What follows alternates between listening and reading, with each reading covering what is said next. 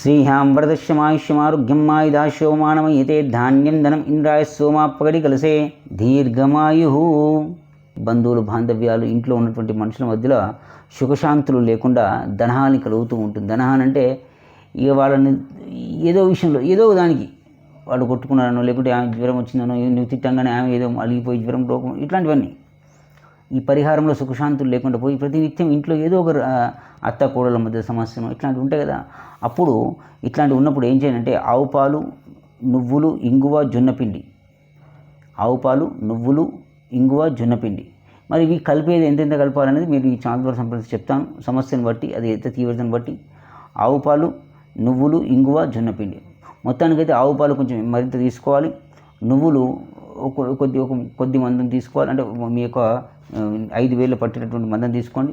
ఇంగువ అంటే మీకు తెలుసు కదా, ఇంగువ మీకు తాళకం దొరుకుతుంది. ఇంగువ తాళకం అంటారు, లేకుంటే ఇంగువ మీ ఇంట్లో ఉన్న ఇంగువ అయినా సరే, వంటల్లో వాడే ఇంగువ అయినా సరే ఆ ఇంగువను కొద్దిగా తీసుకుని దాంట్లో చల్లండి. తర్వాత జొన్నపిండిని ఆ పాలలో కలపాలి. కొంచెం పల్చగా అంటే నీరుగా ఉండేట్టుగా కొంచెం జొన్నపిండి కలుపుకొని రావి చెట్టు మొదల్లో పోయండి.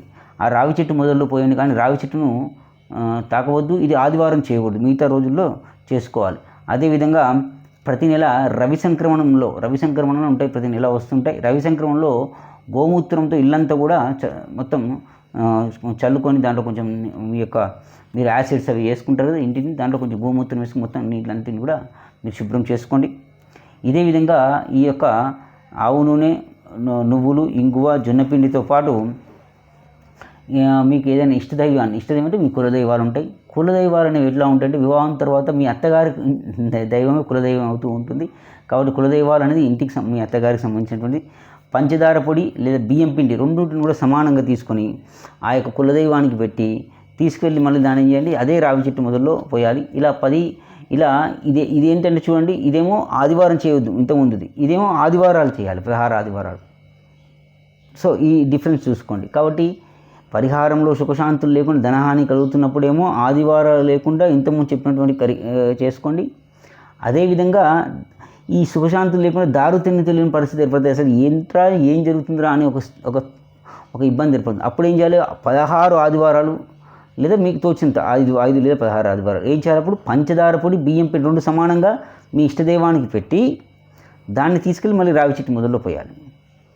ఇలా చేసుకుంటూ వెళ్తే ఇంట్లో ఉన్నటువంటి ఇది చిన్న సమస్య ఏం కాదు. ఈ ప్రశ్న మనం అనుకుంటాం కానీ చాలా ఇళ్లలో జరిగేటటువంటి సమస్య ఇది. ఈ మధ్య ఈ సీరియల్స్ వల్ల కూడా చాలా జరుగుతూ ఉన్నాయి.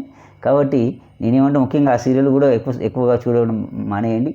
సో ఇట్లాంటివన్నీ కూడా మీరు చేసుకుంటూ వెళ్తే ఈ యొక్క పరిహారంలో సుఖశాంతులు అనేవి ఉంటూ ఉంటాయి.